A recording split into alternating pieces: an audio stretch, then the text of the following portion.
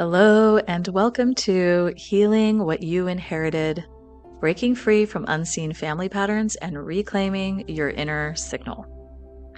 Okay, let's talk about something most people don't want to talk about: the mother wound, the father wound, the big origin wounds.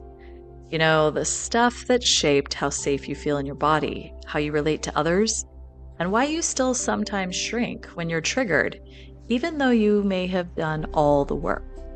And I super get this. As a psychotherapist of 13 years, I know firsthand that most people avoid this kind of work, not because they're weak, but because they're smart. They've been told that to heal, they have to go back, rehash it, feel it all again. And who wants to do that? But here's the thing. The trauma isn't just in the past. It's living in the nervous system, in the body, in the frequency.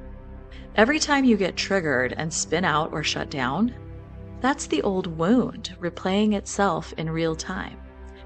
And that karmic backpack you've been carrying, full of inherited pain, family patterns, and unconscious responses, it doesn't just sit there quietly. It leaks, it distorts, it colors everything. But what if I told you we don't need to go back into the story to change it? That we can work with the frequency instead. This isn't about blame or digging up pain for the sake of processing it to death. This is about energetic clarity, releasing what's not yours, restoring your original signal, and learning how to stop carrying frequencies that were never meant to be yours in the first place. I'm not here to give you a list of things to fix. I'm here to offer you a whole new way of relating to your wounds, from a place of presence, power, and compassion. Because here's the real secret: your wounds, they're just distorted frequencies that are waiting to be alchemized. They're not here to punish you. They're here to show you what's out of tune so you can come back into resonance. And this audio, this isn't just healing. This is retuning your entire relational field so you stop vibrating in reaction to the past and start broadcasting your truth. So take a breath, drop the armor. We're not going back, we're going in. So let's begin. So let's start with this. Before you ever formed a sentence, your body was already reading the room. You were scanning for safety before your eyes could even focus. Your nervous system was tuning in to the frequencies of the people around you. And those people, they were most likely your parents or the people who raised you. And let's be honest, most of them were doing the best they could, but also most of them were not walking around in energetic coherence. So what did you inherit? Not just DNA, not just holiday traditions and weird recipes, and the way your dad says, huh, instead of what. You inherited tone, vibration, unspoken rules. You absorbed the silence after a fight, the tension no one acknowledged, the way love was offered with strings or withheld when you had needs. Your caregivers didn't have to say a word. Their energy taught you everything. And you learned fast. Your body said, so this is what love feels like. This is what connection costs. This is how I must shape myself to stay safe. And that's not a conscious choice. That's energetic survival. Maybe your mom was constantly anxious. Not because she didn't love you, but because she never felt safe herself. You absorbed that hum of worry as normal.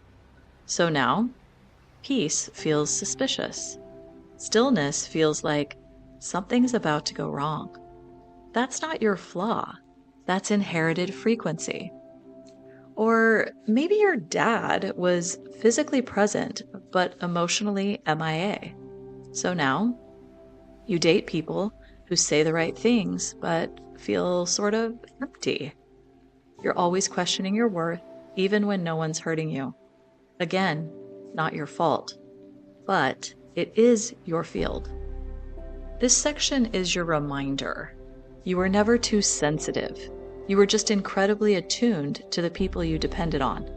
You didn't just learn from what they said, you entrained to what they couldn't say. And the good news? If you learned it through frequency, you can unlearn it the same way. So let's go a little deeper. Most people think trauma is about something big that happened. But so often, the deepest trauma is what didn't happen. No repair, no presence, no one saying, hey, that thing that hurt, you're not crazy for feeling that. And when you're little, you can't just pack a bag and leave. You need connection, even if it costs you parts of yourself. So you adapt, not with logic, not with words, but with your signal. You start to dim your joy if it made someone uncomfortable, silence your sadness if it annoyed your caregiver, hyper read the room so you could manage someone else's emotional weather. You might have thought, I'm just mature for my age, but really, you were managing everyone else's energy before you had a chance to know your own. Your signal, your energy, your truth, your natural presence got scrambled trying to stay safe in someone else's field. So here's some examples. Say your emotions were too much for your family. You learned to numb, or to joke, or to take care of others instead. Now, you're the one holding space for everyone, but when it's your turn to cry, you freeze. You don't even know how to let someone show up for you. And you think it's a personality trait. It's not. It's an old frequency pattern still playing out. Here's the compassionate reframe. Your nervous system isn't dysfunctional, it's patterned. And patterns can be changed, not just with thoughts, but with presence, with breath, with energy. And it starts by realizing you are not the adaptation. You are the one who learned to adapt. And now, you're the one who gets to unlearn it. So here you are. You've read the books, you've journaled, you've been to therapy, maybe lots of therapy.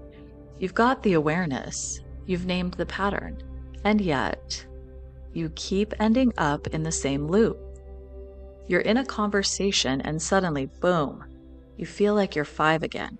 You shrink, you freeze, you get defensive, you go quiet.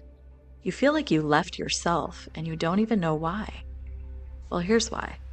You're still carrying someone else's signal in your field. That's the thing no one tells you. Even when you intellectually know better, your energy can still be operating from an outdated template. Here's an example. You're a grown adult. You know your parent was emotionally unavailable. You've processed that, forgiven them even. And yet, you find yourself in a relationship and suddenly you're chasing validation, over-explaining, reading into every little shift in tone or mood like your survival depends on it. That's not because you haven't healed enough. It's because your field hasn't gotten the update yet.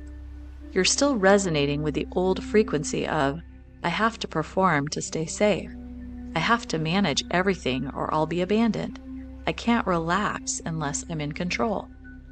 This is where frequency first healing becomes a game changer. Because instead of trying to rewire your entire brain with willpower, you begin tuning your field back to truth. And when your field changes, your reactions change, your relationships change, your reality changes. Try this the next time you're faced with a triggering situation. Ask yourself kindly, is this mine? Is this a me signal or a borrowed one?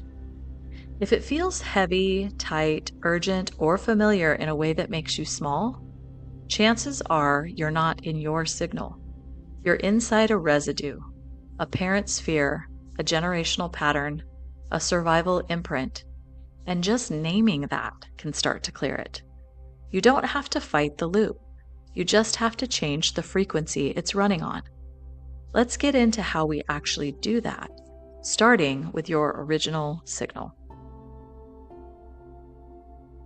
Let's pause here because underneath all the adapting, all the inherited stuff, all the performing, there's something that's never left you. Your original signal, your true tone, the part of you that never needed to be fixed, only remembered. And let me tell you, it's not loud. It's not flashy. It doesn't yell over your trauma or shame. But it's always been there, humming underneath the noise. So, what is your original signal? It's the frequency of who you were before you learned to perform for love, before you had to be the peacemaker, the achiever, the invisible one, the strong one, the caretaker, the one who kept the peace or carried the weight. It's the version of you that knew how to just be, feel, exist, without apologizing for it. That part of you isn't gone. It's just been layered over with static.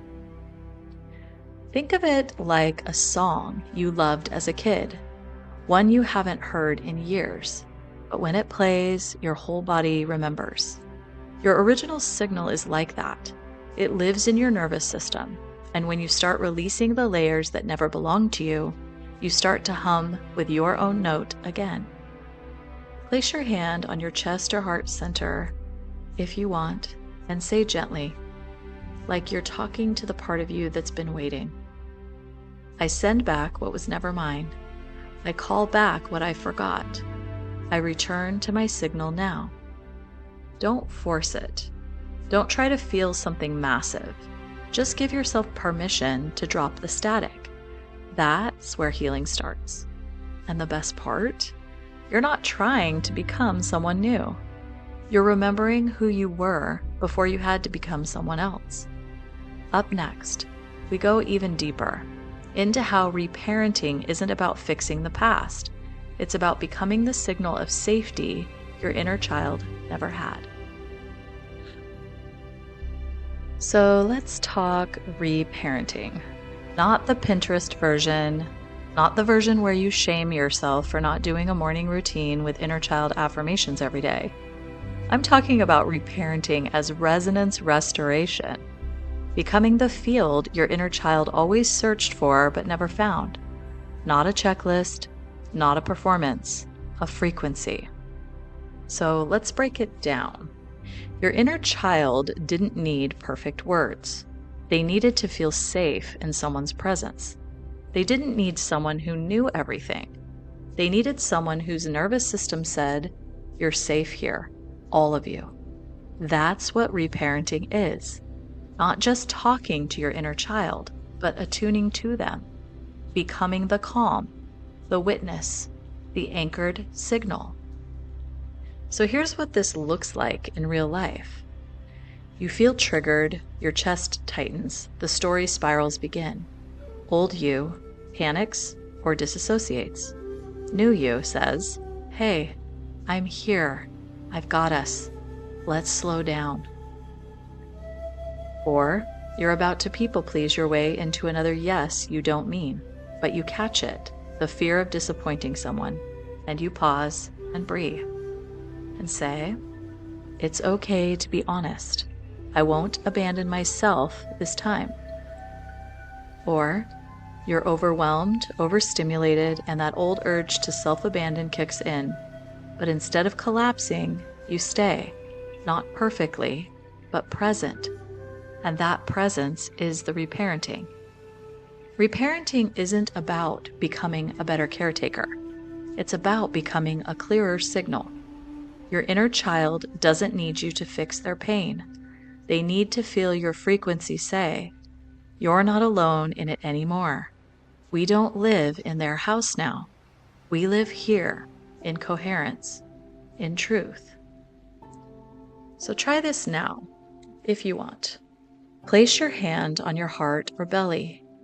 Breathe into wherever you feel young or small or scared and say, "I'm not going to leave you just because this feels hard. I'll stay with you. We're not in danger. We're just clearing static." This isn't about perfection. It's about presence. That's reparenting. Coming up, a truth that frees you even more.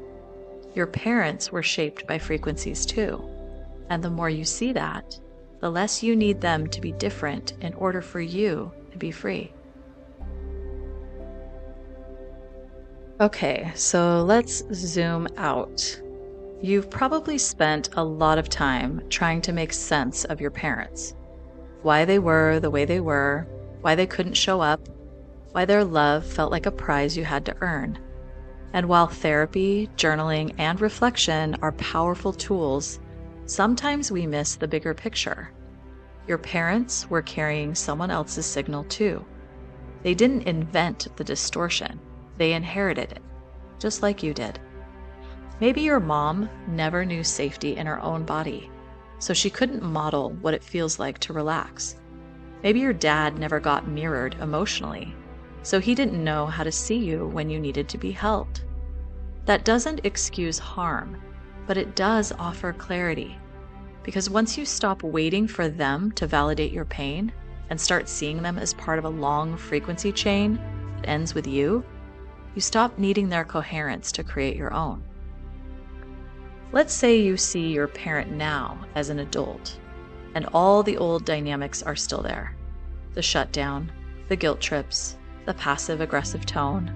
Old you would contract, over-explain, try to earn love.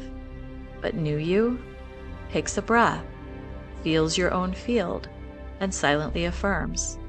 Their energy doesn't set my signal anymore. I don't owe them a performance. I'm allowed to stay steady even if they wobble. That's not detachment, that's sovereign compassion. Try this energetic reframe. My mother's fear was not my fault. My father's absence was not my worth. I don't need them to heal for me to be free. You're allowed to love them. You're allowed to never speak to them again.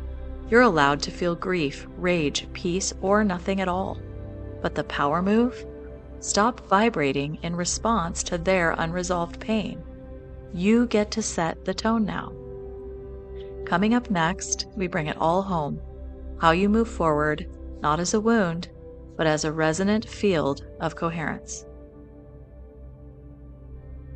So now we move forward and through the most important part, which is integration. And I want you to hear me when I say this. You are the update your lineage has been waiting for. This is the part most people rush, the integration, the what now? But this is where everything starts, because you're not here to just understand your wounds. You're here to become the new frequency that lives beyond them.